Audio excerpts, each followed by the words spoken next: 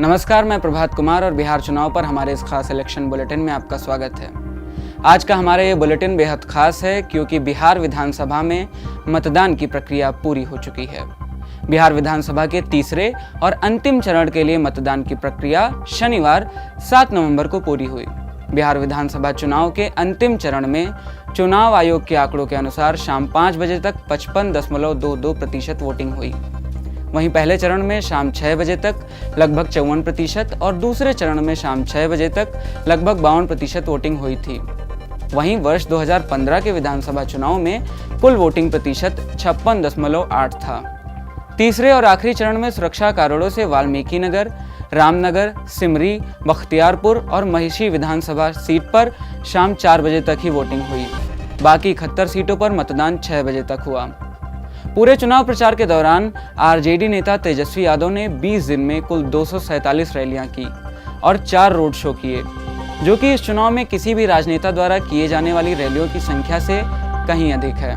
जनता की अदालत का फैसला तो 10 नवंबर को आएगा, पर अभी सभी पार्टियां दावा कर रही हैं कि उनकी ही सरकार बनेगी। बिहार के प्रमुख राजनीतिक दल जदयू, भाजपा, लोजपा, राजद, कांग्रेस और अन्य मोर्चों के अपने अपने दावे हैं। चुनाव प्रचार समाप्त होने के साथ ही लोगों ने कयास लगाना शुरू कर दिया है कि किसकी सरकार बनेगी और कौन हारेगा। वर्ष 2015 में एनडीए की ओर से भाजपा को 53, लोजपा को 2, रालोसपा को 2 और हम को 1 सीट मिली थी। वहीं महागठबंधन की ओर से जदयू को 71, राजद को 80 और कांग्रेस को 27 सीटें मिली थी। वर्ष 2015 में बिहार में जो विधानसभा चुनाव हुआ था वो कई मायनों में थोड़ा अलग और दिलचस्प था। अलग इसलिए क्योंकि सालों से एक साथ रहने वाले भाजपा और जदयू 2015 में जुदा हो गए थे, और दिलचस्प इसलिए क्योंकि 20 साल बाद 2 धुर विरोधी लालू और नीतीश एक साथ आ गए थे। लालू और नीतीश के इस महागठबंधन में कांग्रेस भी शामिल थी। दूसरी ओर भाजपा, लोजपा और रालोसपा मिलकर लड़ रहे थे। वोटिंग के बाद जब नतीजे आए तब सरकार बनी महागठबंधन की, लेकिन 2 सालों में ही नीतीश लालू से अलग होकर दोबारा भाजपा से जुड़ गए थे। इस बार भी वे भाजपा के साथ ही मिलकर चुनाव लड़ रहे थे। भाजपा प्रदेश अध्यक्ष संजय जायसवाल ने मीडिया से बात करते हुए कहा, बिहार चुनाव में हम इतिहास बनाने जा रहे हैं। 15 साल के एनडीए शासन के बाद एक और नया शासन होगा जो 3/4 बहुमत के साथ होगा। बिहार के विकास की रूपरेखा जो प्रधानमंत्री मोदी जी की कल्पना में है, उसे नीतीश कुमार के नेतृत्व में हम पूरा करेंगे।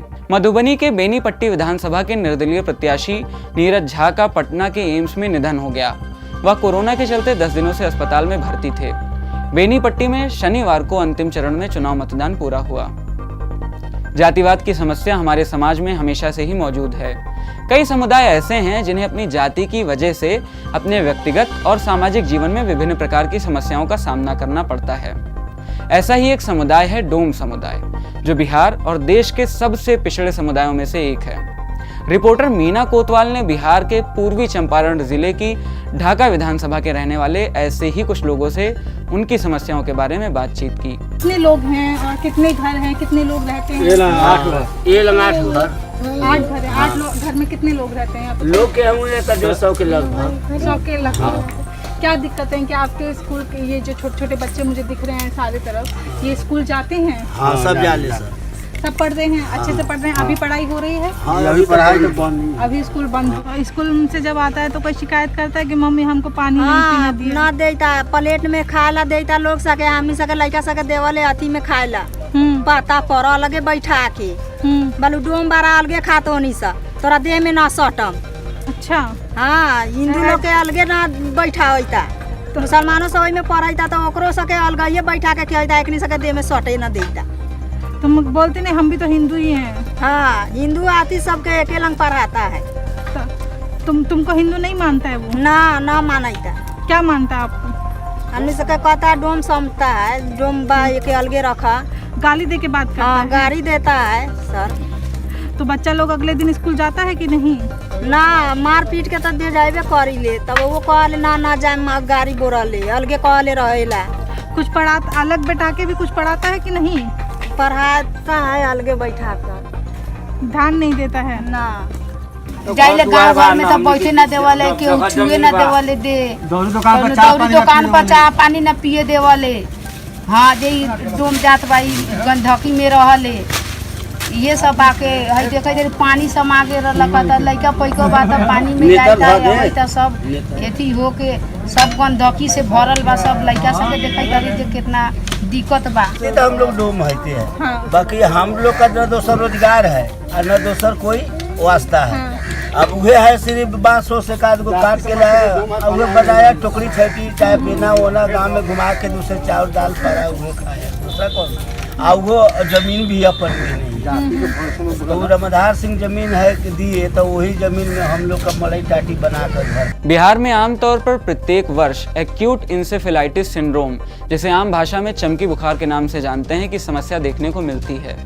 इसके चलते होने वाली मौत से हर साल बहुत से लोग अपने सगे संबंधियों को खो देते हैं। सरकार भी इसके बारे में कम ही बात करती है। ऐसे में पीड़ित लोगों को किन समस्याओं से गुजरना पड़ता है और इसको लेकर बिहार में क्या स्थिति है, इस विषय पर हमारे संवाददाता मनोज सिंह की रिपोर्ट। बिहार के मुजफ्फरपुर और उसके आसपास के ज़िलों में हर साल चमकी बुखार के काफ़ी केस रिपोर्ट होते हैं।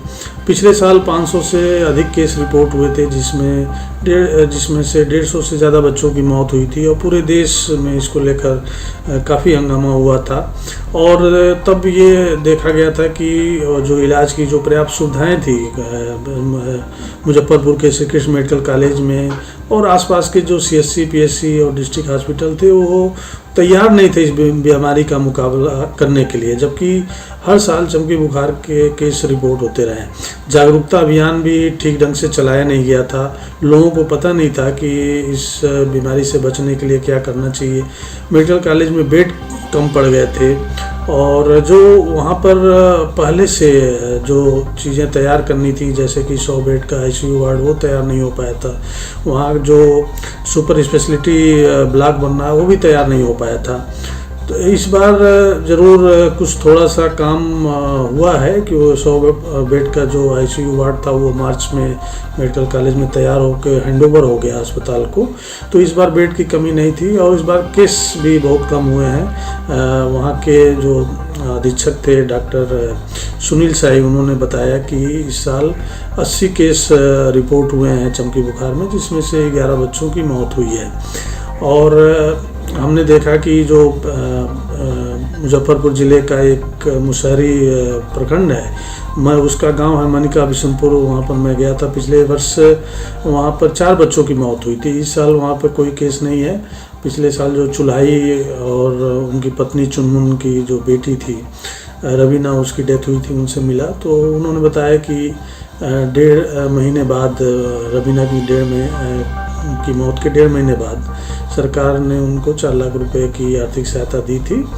और इस बार गर्मी शुरू होने के पहले स्वास्थ्य विभाग के कर्मचारी आए थे और बताया उन्होंने कि कैसे बचना चाहिए, बच्चों को धूप में न जाने दें, उनको भूखे सोने न दें और उनकी देखरेख पर ध्यान दें। ये सब जानकारियाँ इस बार दी गई हैं। वहाँ के जो मुखिया थे अरविंद सिंह, उन्होंने भी बताया कि ये जागरूकता अभियान इस बार ठीक से चला है। पूरी रिपोर्ट का लिंक डिस्क्रिप्शन में है, आप वहां जाकर पढ़ सकते हैं।